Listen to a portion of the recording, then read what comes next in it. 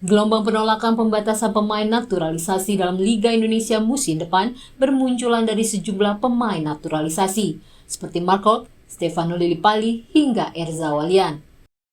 Menurut pemain naturalisasi Persib Bandung Victor Igbonevo, pembatasan pemain naturalisasi pada Liga musim depan sangat tidak bagus. Dan harapan aku itu tidak terjadi karena tidak bagus untuk semua pemain yang sudah jadi WNI. Sepak bola menyatukan semua orang, dan harapan aku di situasi ini kita harus tetap bersatu, tidak memisahkan kita. Sementara pelatih Maung Bandung Luis Mia menilai penambahan pemain asing bisa menaikkan level liga, namun tidak setuju pembatasan pemain naturalisasi.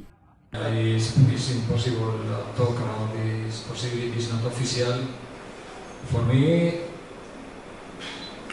I think up the level with the possibility for one foreigner more, but I don't agree about don't only play with the one naturalized player. We need this situation.